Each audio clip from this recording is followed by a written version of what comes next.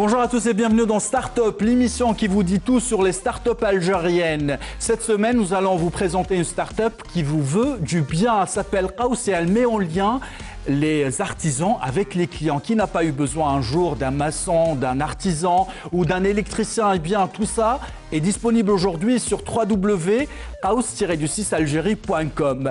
Les trois fondateurs de cette start-up sont parmi nous, ils ne sont pas venus seuls, ils sont venus avec leur coach. Elle s'appelle Camélia Hamachi et va nous dire tout aussi sur le process du coaching. Elle va nous parler de ce qu'il faut faire, de ce qu'il ne faut pas faire. Elle va nous parler aussi de leadership, et elle va nous dire aussi des conseils, nous donner des conseils pratiques. Et puis en deuxième partie de cette émission également, nous allons partir du côté d'Oran pour découvrir une autre start-up, une start-up jeune. Son fondateur n'a pas plus de 16 ans, il s'appelle Wassim, il a lancé Jamraka.dz. Start-up, c'est parti.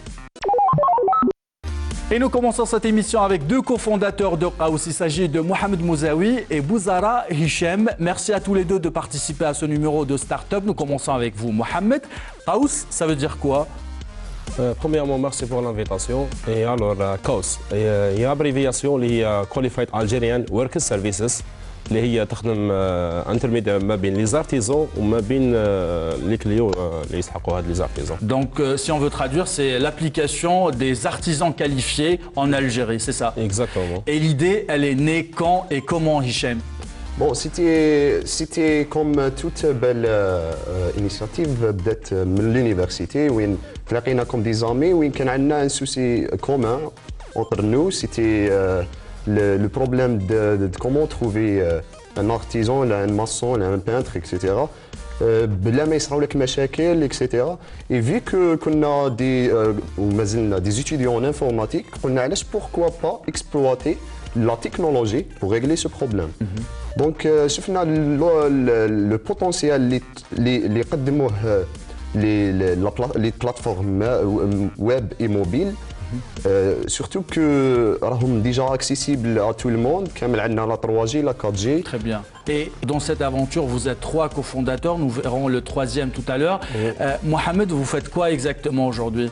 Bon, pour moi, tout ce qui est management, et relations externes, et GRH, باش تريغلي les liens entre les artisans et parfois développement, puisque je suis un des développeurs.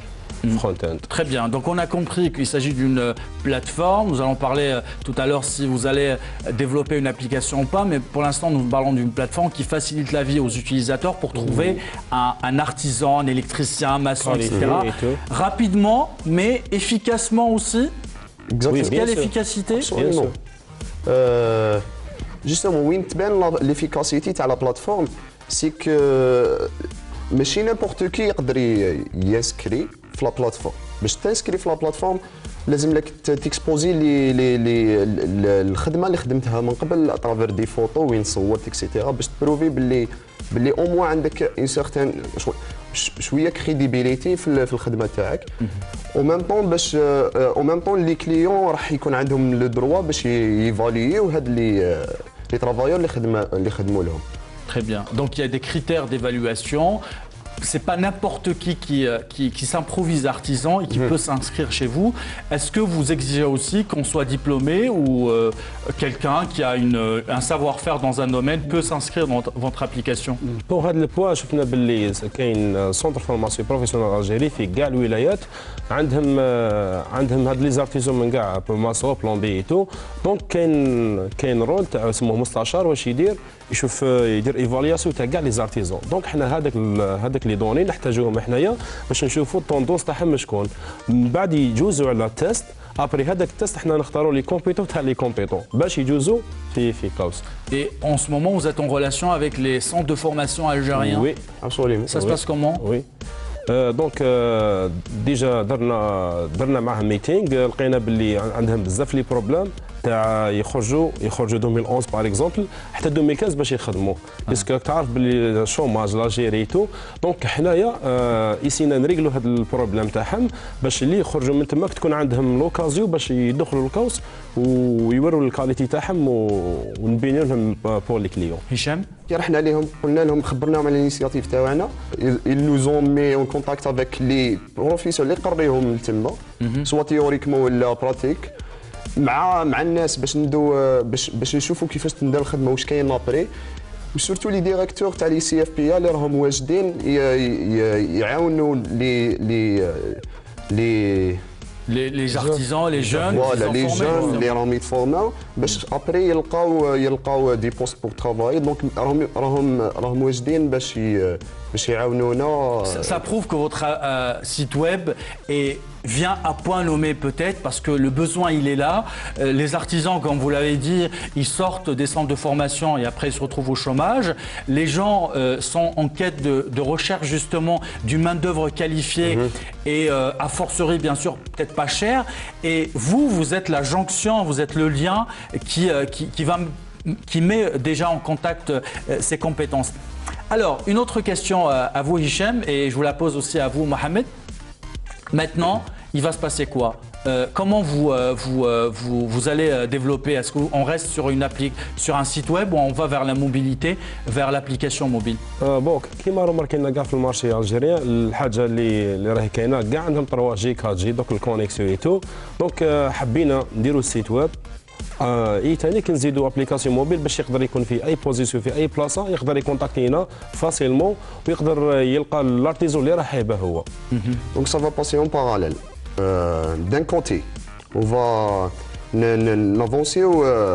avancer مع la plateforme web et la plateforme mobile واللي لقينا فيها لا فورس تاعنا باسكو لقينا فيها لا فورس تاعنا باسكو سي ديجيتال وعندنا لي كومبيتونس باش نديفلوبيو من هاد الطريق. Vous êtes développeur Hichem. Voilà, oui. En même temps, رانا نخدموا على l'entreprise qui va embaucher les artisans ويولوا يخدموا تحت اسم قوس. D'accord. Donc si j'ai bien compris, Qaous n'est pas juste un site de... C'est une plateforme qui met en contact les artisans avec les clients, mais vous voulez la développer encore davantage, de sorte à ce qu'elle devienne une entreprise qui recrute des artisans. J'ai bien compris? Effectivement, parce que حبينا نكريو une certaine réputation اللي تقدر تمدها l'entreprise تاعنا on veut bref on veut révolutionner ce secteur. كوس ماهيش برك بلاتفورم ويب ولا كوس كي يجوا عندنا حنايا راح كاينه انفورماسيون دونك هذه حاجه تري امبورطونت. Donc il y a le site web, il y a la formation et plus tard il y a l'entreprise qui se crée. Vous voulez donner un label à Qaous, c'est-à-dire les artisans de Qaous, des gens qualifiés, qui ont de l'expérience, qui ont une formation, et puis ça deviendra un label peut-être. C'est tout ce qu'on vous souhaite en tout cas. Et tout de suite, en tout cas, on vous remercie d'avoir participé à ce numéro. Nous allons recevoir dans un instant le 3e cofondateur de Qaous. Il va nous parler aussi des difficultés, parce qu'il y en a des difficultés justement, et on revient à chaque fois pour parler des difficultés. Mais nous allons découvrir entre-temps une autre start-up qui nous vient d'Oran, et ça va vous intéresser peut-être. Elle s'appelle Jambaraka, et elle met en lien les douaniers avec les importateurs. Elle leur facilite la vie. Son fondateur a à peine 16 ans. Nous l'avons rencontré à Oran et nous lui avons posé plein de questions. Regardez.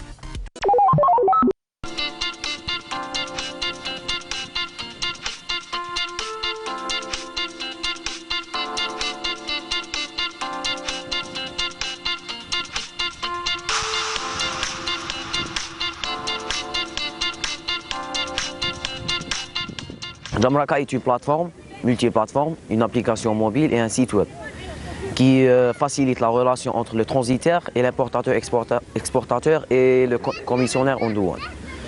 Alors, d'après la plateforme Jambaraka, vous pouvez trouver un transitaire facilement en utilisant le formulaire intelligent et même j'utilise la technologie blockchain.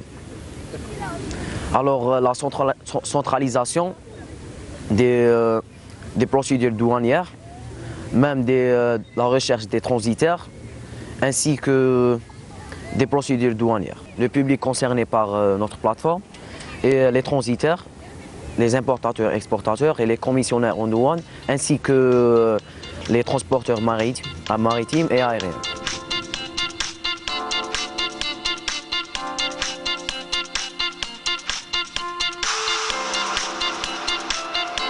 Pour le moment, nos besoins sont... Je veux trouver un financeur qui finance mon projet. Je suis sûr que ce projet sera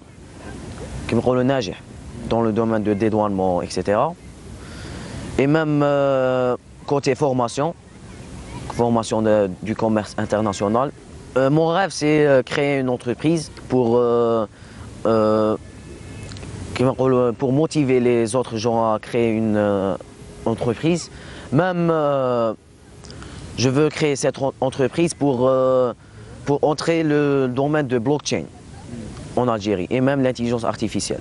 Car il y a une révolution de l'intelligence artificielle ici, dans des autres pays, comme les États-Unis, etc. Et même si Jamraka sera la première plateforme qui utilise le blockchain, il va changer tout l'écosystème algérien.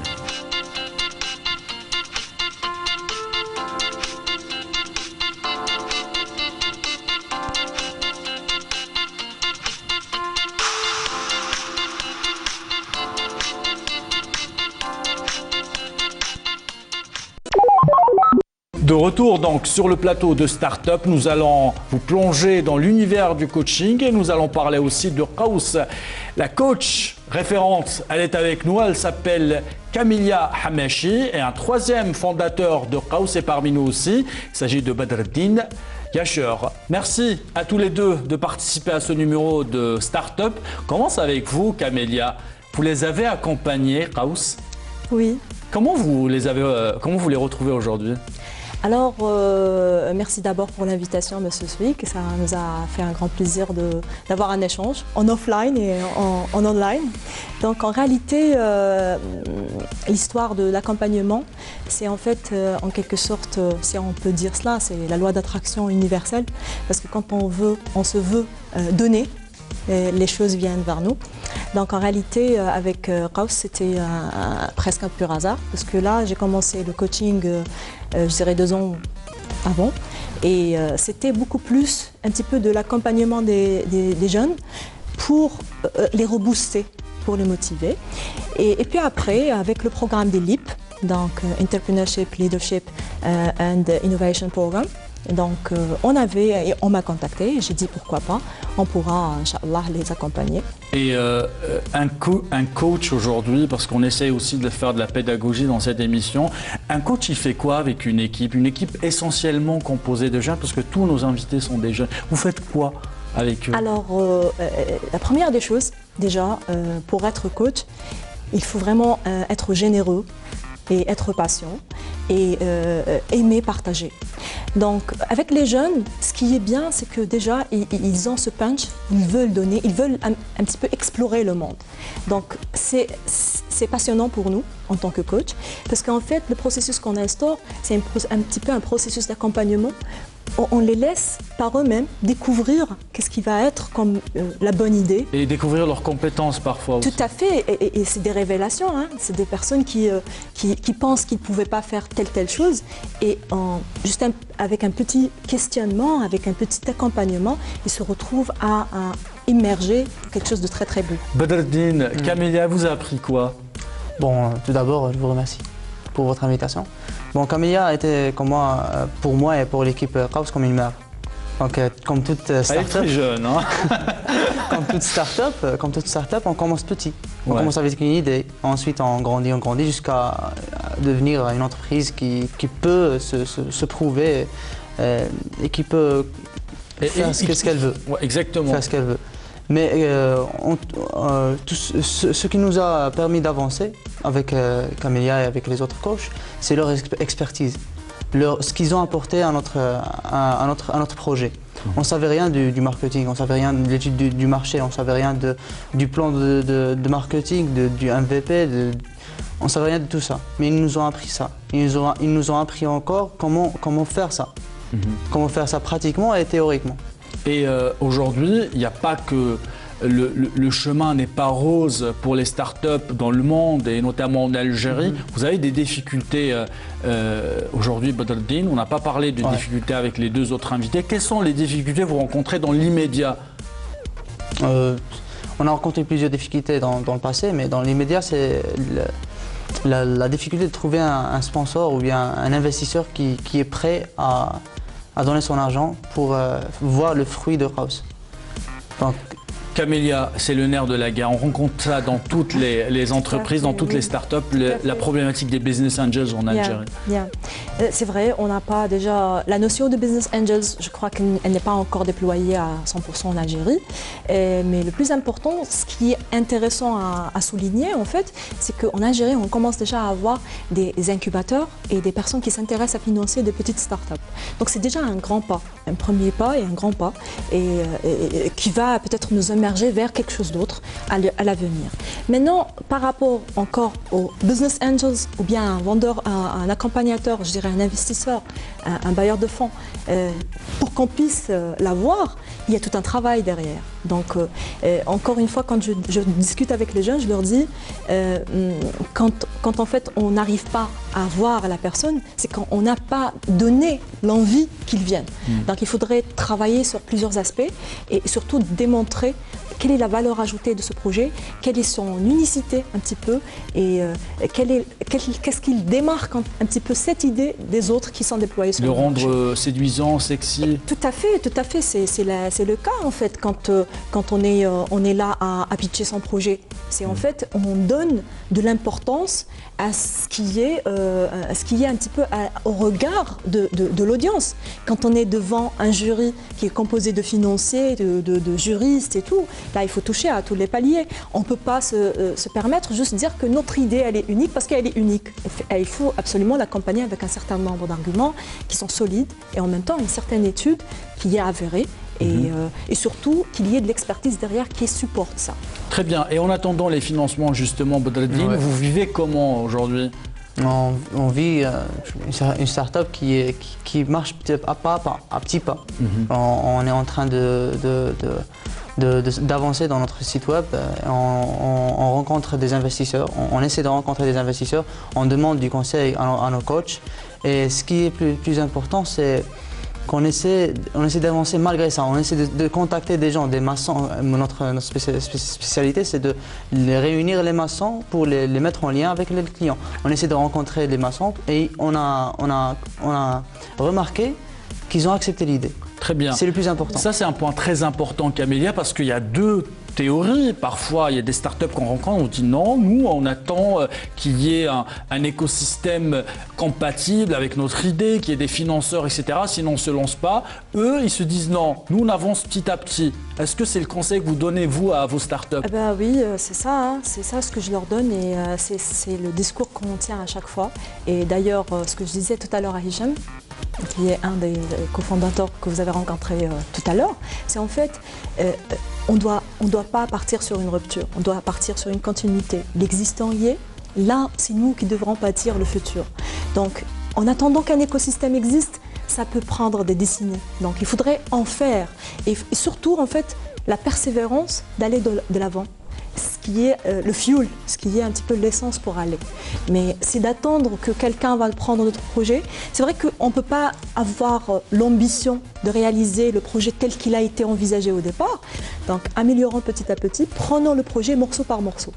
Donc, il faut aller chercher les idées là où elles sont, justement, parce que les idées, il y en a partout. Il n'y en a pas uniquement dans les pays qui sont...